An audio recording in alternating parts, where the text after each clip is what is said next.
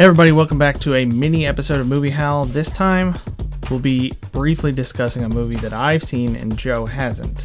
I'm your host, Ryan. I'm joined, as I said already, with the semi to my Akeem, Joe. Hi everybody.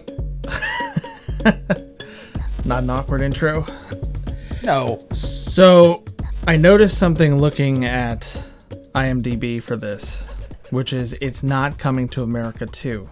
It does list that name as an also known as, but it's actually coming to the numeral America, which I didn't realize, because when we were both supposed to see this, it was with a friend, but you weren't able to be there, so I didn't click the button or anything. But I had to turn into a pumpkin and disappear because I worked super early, so I couldn't hang any later. So this movie brings back pretty much all of the original cast. Although everybody else seems to have aged by 20 or 30 years, Eddie Murphy looks about 5 years older. He looks like he's put on maybe a few pounds, but maybe it looks like they froze him after the first one, which is okay. If they did it to Walt Disney, they could do it to him. So, do you have any preconceived notions about this? Any questions you had about it coming in for somebody who'd be interested in potentially watching this? Because we want to keep this pretty short and relatively spoiler-free. Yeah, I didn't have any preconceived notions. I hadn't ever even seen the original Coming to America, like the full movie. I mean, I'd seen bits and pieces, I know, but otherwise, I knew it came out around the same time of Eddie Murphy's popularity with like Beverly Hills Cop and I know there was another one that I'm thinking of and I can't remember it now. But otherwise, I wasn't super interested in it because of that. Mm-hmm. But I'm like, if I got time, I'll come hang and watch it. I don't mind to hang out with some people and watch this movie. But otherwise, nope, nothing particular for me. Okay. Yeah, even my girlfriend enjoyed it, she said, and she hadn't seen the original either. It's one of those movies where you get a lot more out of it if you've seen the original. There are a lot of callbacks. There are moments where they kind of break the fourth wall a little bit in a way similar to how it happened in the first one. There are callbacks to similar behaviors to the first one. There's even, in the original movie, Akeem meets a girl who he's supposed to marry. Somebody that he's essentially promised to by his family. And he's trying to get to know her because he wants somebody who is intellectually compatible with him. So he's asking her, what do you like? What movies do you like? What music do you like? And she just says, I like whatever you like. And there are callbacks to this in this movie as well. But that same girl appears in this movie as the sister of a rival leader named General Izzy, who's played by Wesley Snipes. Oh, and nice. is a fantastic character. Was Wesley Snipes in the original? Not that I'm aware of. Okay. I haven't watched the original in a long time, but I do not remember him being in it. Yeah, they were watching it, the original at the time that I came over that night. And I remember a little bit of it. I didn't realize that Sam Jackson played a small role in it as an armed robber, an armed assailant. And I was a little disappointed when you told me that he didn't reprise a role for this. That was I feel like Hollywood-wise, he's one of the good guys of Hollywood, kind of a nerd in a sense, and would seem like one who would do this if asked. Hey, we're going to be doing this movie. You want to come back for this little role just to kind of cameo in it? And I feel like, unless there was like a scheduling conflict, that he'd probably do that. Yeah, it does seem like something you do. So I did just check. Wesley Snipes did not appear in the first one. That character was there as a colonel instead of a general, but he was played by Calvin Lockhart in the first one. Okay. So this sets up a lot of the conflict. He comes in, he's upset because Akeem had shunned his sister basically all those years ago. And in the original movie, he wants somebody who will challenge him. So he's telling her to do things. He tells her to bark like a dog, hop on one foot, all this stuff. And then he says, leave me or something like that at one point. And she hops out of the room on one foot while barking and is never seen again for the rest of the movie. And the first time you see her in this movie, 30 years later, she enters the palace hopping on one foot and barking like a dog. Oh my God. Well done. Yeah. That's well done. It's one of the callbacks you wouldn't get if you hadn't seen the original, but it's really good. And so General Izzy, or Itzy, I keep wanting to say, wants to join their two nations. They're kind of in conflict with each other. People think that Akeem's a weak leader. You know, he hasn't done the progressive things that he wanted to do originally, and James Earl Jones, as his father, is telling him, like, you're going to be assassinated within a month tops after I'm gone. And so a lot of it is about him trying to kind of find himself and figure out how to be a better king once his father passes. And part of that journey is finding out that he had a son when he was in America, that Semi had drugged him and sent him home with Leslie Jones' character, Mary Johnson. I don't know if you know Leslie Jones. She was the one that was in... I know who Leslie Jones is. Okay. Yeah, she was a subway attendant. Was she in the first one? She couldn't have been in the first one. No. Okay. No. Really, the first thing I can recall seeing her in... I think she might have been in, I don't know, some sketch shows, you know, like Saturday Night Live and things like that. But yeah, the first I think she's a Saturday Night Live alum. Yeah. First thing I remember seeing her in was the 2016 Ghostbusters as the subway attendant who joins up with them later on. But yeah, she's the female Winston of that movie. Okay. But yeah, she had his kid, but he didn't remember it. He didn't know that he had ever been with anybody but Lisa. So he finds out from kind of this witch doctory kind of guy that's in the palace. And then Semi reveals, like, oh, well, actually, while we were in America, you know, I gave you this stuff. And he starts recalling these memories, and then he realizes, I have to go find my son. I don't have a male heir. Only a man can rule. And so that's the big conflict in the movie. He's trying to find his son, and trying to get his son, who's grown up without a father in New York, to be a prince. He's trying to find a way to keep this General Izzy at bay. And he's dealing with the fact that the people in his life think that he's kind of failed to be the kind of king he intended to be. Okay. And really, without going any further than that, it is one of those movies where there are a lot of callbacks.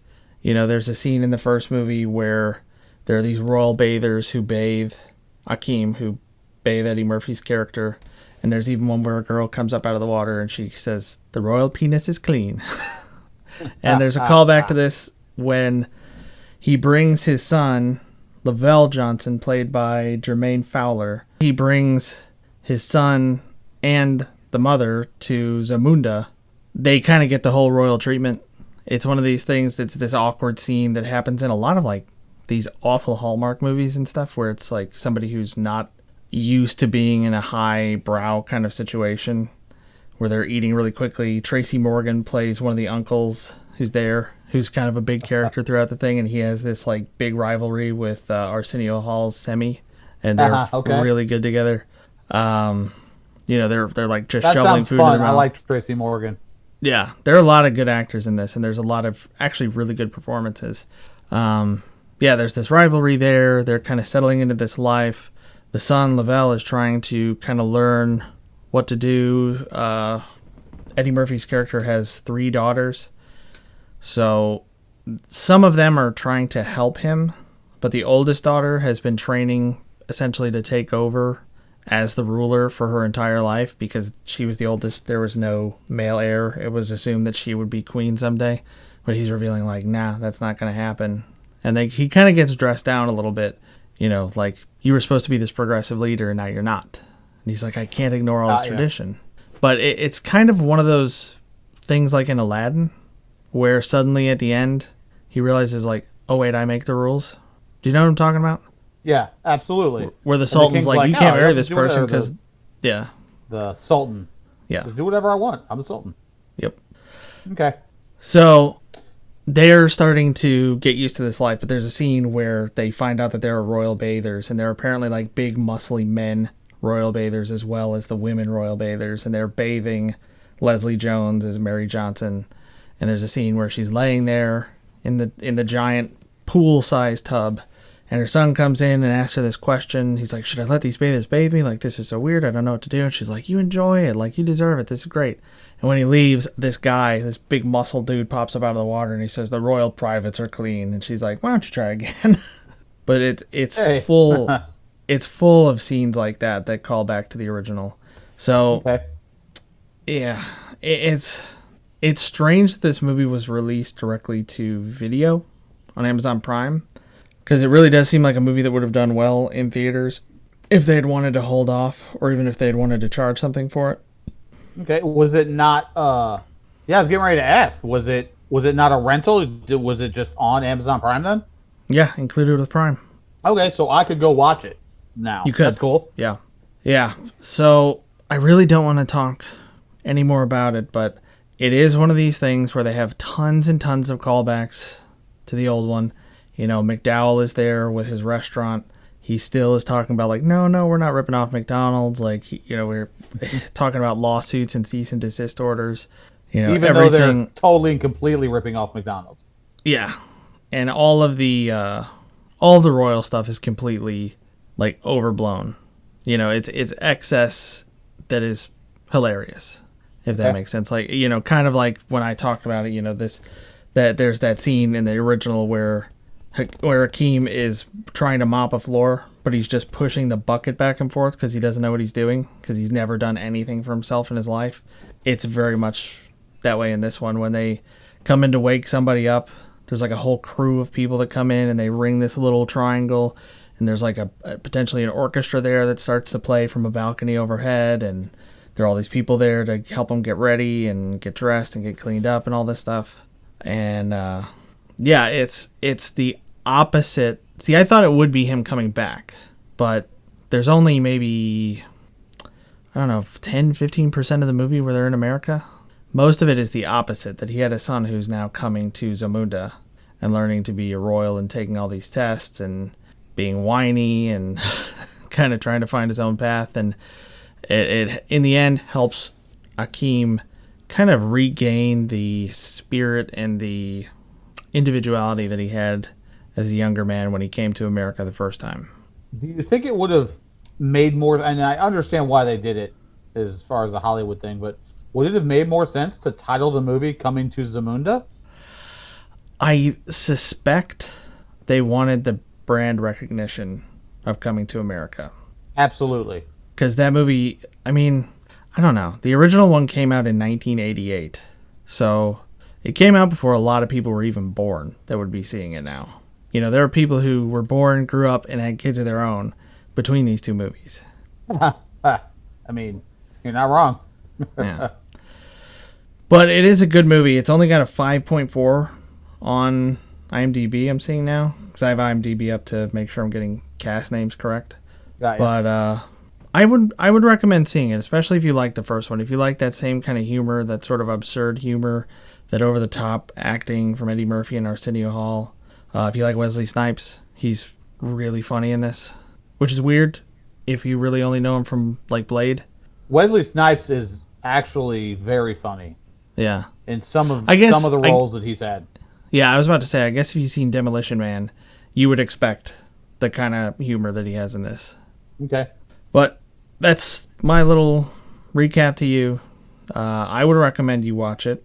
If you have Amazon Prime, there's basically no reason not to. You'll clearly get more out of it if you've seen the original. You'll still probably find it pretty funny if you watch this one without it. I don't think that any of the themes about, you know, inclusion or breaking old traditions is too heavy-handed.